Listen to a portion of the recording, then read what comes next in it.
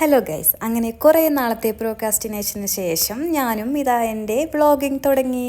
Selfie എടുക്കാനല്ലാണ്ട് വേറൊന്നും അറിയാത്ത ഞാനിതാ വ്ളോഗിങ്ങിൻ്റെ ബാലപാഠം. അങ്ങനെ വണ്ടിയിലിരുന്ന് രാവിലെ തന്നെ ഞാൻ ട്രയൽ നോക്കുകയാണ്. പക്ഷേ മുടി കെട്ടി വെച്ചാൽ ഞാൻ ഓർത്തില്ല. ഇങ്ങനെ മുടി കെട്ടി എൻ്റെ മുഖം മത്തങ്ങ പോലെ ഇരിക്കുന്നതുകൊണ്ടാണ് എനിക്ക് ഇഷ്ടമില്ല. ഇനി നമുക്ക് കാര്യത്തിലേക്ക് കടക്കാം. ആദ്യം നമ്മൾ ഗീതുവിനും ശരത്തിനെ പിക്ക് ചെയ്തു. അവൾ നമുക്ക് അവക്കാടോ ടോസ്റ്റ് ഉണ്ടാക്കി കൊണ്ടുവന്നിട്ടുണ്ടായിരുന്നു. അതൊക്കെ കഴിച്ച് ചില്ലടിച്ചിരുന്നു. അടുത്ത ഫാമിലിനെ പിക്ക് ചെയ്യാൻ വേണ്ടി അടുത്ത സ്ഥലത്ത് രാവിലെ 5 മണിക്ക് ഇറങ്ങാന്ന് പറഞ്ഞ ട്രിപ്പ് 6 മണി 6:30 അവസാനം നമ്മളെ കാണാണ്ട് അവർ നടന്ന് റോഡിലെത്തി. ഞങ്ങൾ അവിടെ നിന്ന് അവരെ പിക്ക് ചെയ്തു. എനിക്ക് എപ്പോഴത്തെയും പോലെ 7 സീറ്ററിൻ്റെ ബാക്കത്തെ സീറ്റാണ് കിട്ടിയത്.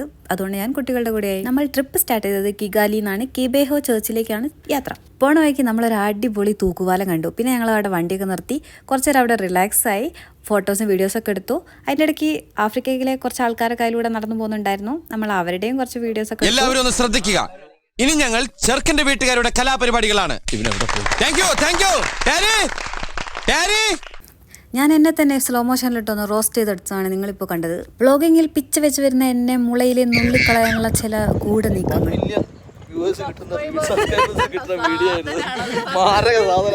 തളരരുത് രാമൻകുട്ടി, തളരരുത്. കലാകാരനല്ലാത്തവരെ സമൂഹം അംഗീകരിക്കില്ല.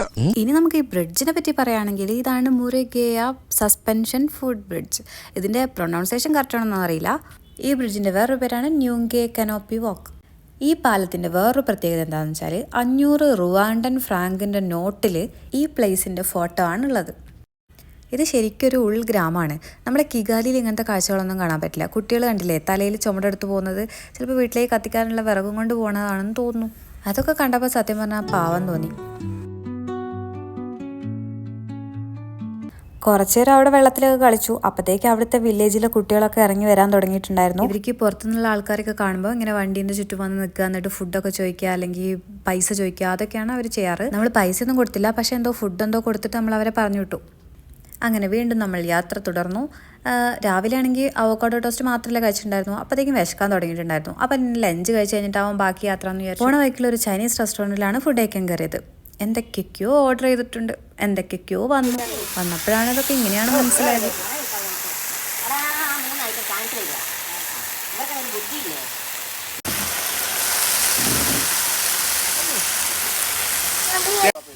ഇതാണ് ഹോട്ട് പ്ലേറ്റ് ചിക്കൻ. അത് 2 ഉണ്ടായിരുന്നു.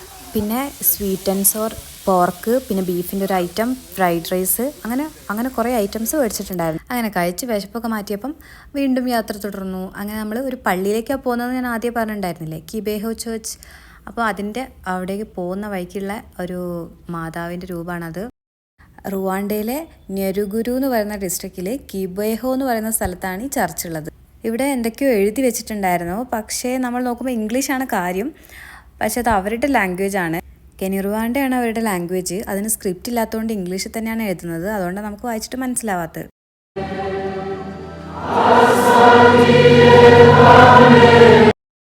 നമ്മൾ എത്തിയ സമയത്ത് അവിടെ കുർബാന നടന്നുകൊണ്ടിരിക്കുകയായിരുന്നു. കുറേ ആൾക്കാരുണ്ടായിരുന്നു. പോരാത്തിന് ഫോറിനേഴ്സും ഉണ്ടായിരുന്നു. കുറച്ചു നേരം അകത്ത് നിന്ന് പ്രാർത്ഥനയൊക്കെ കണ്ടു. പിന്നെ ഞങ്ങൾ പുറത്തിറങ്ങി പള്ളീൻ്റെ ചുറ്റുപാടൊക്കെ ഒന്ന് നടന്ന് കണ്ടു. ഇവിടെ നമുക്ക് ഇരിക്കാനും റെസ്റ്റ് എടുക്കാനും പ്രാർത്ഥിക്കാനൊക്കെ ആയിട്ട് ബെഞ്ച് ഇട്ടിട്ടുണ്ടായിരുന്നു. പക്ഷേ ഭയങ്കര വെയിലായതുകൊണ്ട് നമ്മൾ ഇരുന്നില്ല. പിന്നെ ചാപ്പലിൽ പോയിട്ട് മെഴുകുതിരി കത്തിച്ച് കുറച്ചു നേരം പ്രാർത്ഥിച്ചു. അവിടെ പുറത്തുണ്ടായിരുന്ന റുവാണ്ടയുടെ ഒരു മാപ്പൊക്കെ കണ്ടു. മാപ്പിൽ ഞങ്ങളുള്ള സ്ഥലം സ്പോട്ട് ചെയ്യാനൊക്കെ നോക്കി.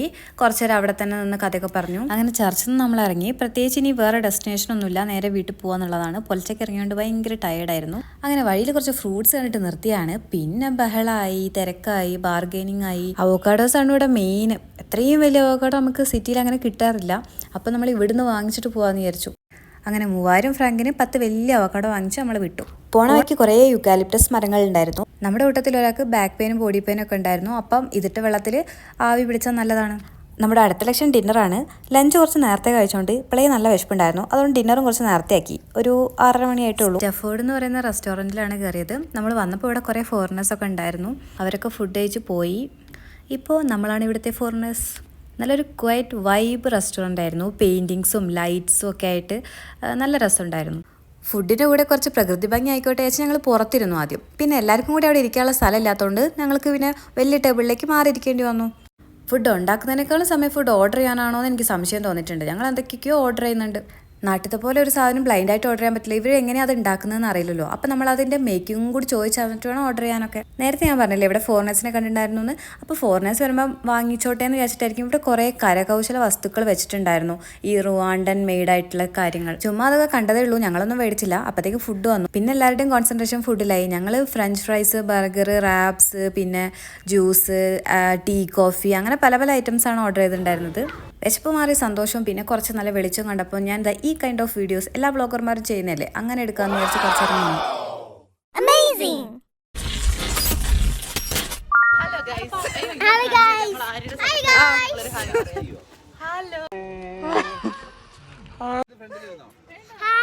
Subscribe to Arya and Arya. Oh, please Patricia photo. A few moments later. To Arya and his channel. അങ്ങനെ ട്രിപ്പ് അവസാനിച്ച സങ്കടത്തിൽ ഞങ്ങൾ തിരിച്ച് വീട്ടിലേക്ക് പോവാണ് ഗൈസ്. അപ്പോൾ വീഡിയോ കണ്ടാൽ ഇഷ്ടപ്പെട്ടാൽ ലൈക്ക്, കമൻറ്റ്, സബ്സ്ക്രൈബ് ഒക്കെ ചെയ്യണേ. ബായ്.